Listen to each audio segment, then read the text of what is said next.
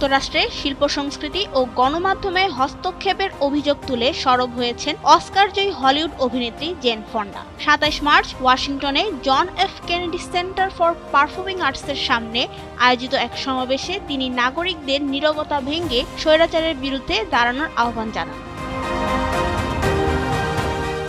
বৃষ্টি ভেজা আবহাওয়াতেও শতাধিক সাংবাদিক, শিল্পী ও লেখক এতে অংশ নেন। সমাবেশে বই নিষিদ্ধকরণ, রাজনৈতিক সেন্সরশিপ এবং মত প্রকাশের স্বাধীনতার ওপর হুমকি নিয়ে উদ্বেগ তুলে ধরা হয়। ফন্ডা অভিযোগ করেন, দেশে ইতিহাসের গুরুত্বপূর্ণ স্মারক সরিয়ে ফেলা হচ্ছে এবং সাংস্কৃতিক প্রতিষ্ঠানে অর্থায়ন কমানো হচ্ছে।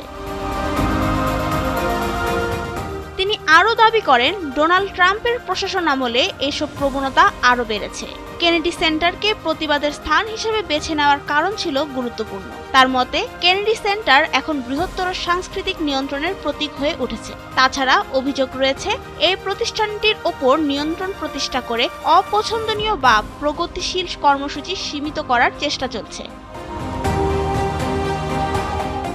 সমাবেশে গণমাধ্যম প্রতিনিধিরাও বলেন, রাজনৈতিক চাপ ও কর্পোরেট মালিকানার কারণে সংবাদ মাধ্যমের স্বাধীনতা ক্ষতিগ্রস্ত হচ্ছে।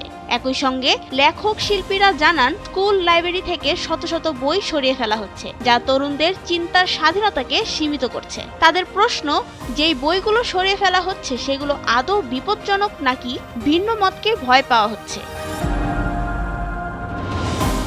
নীরবতাকেই সবচেয়ে বড় বিপদ মনে করেন ফন্ডা। তাই সমাবেশের শেষে সতর্ক করে দেন, যদি মানুষ এখনই প্রতিরোধ গড়ে না তোলে তাহলে ভবিষ্যতে সংবাদ মাধ্যম আরও নিয়ন্ত্রিত হবে, শিক্ষা ও সংস্কৃতিতে সেন্সরশিপ বাড়বে এবং সমাজে মুক্ত চিন্তার জায়গা সংকুচিত হবে।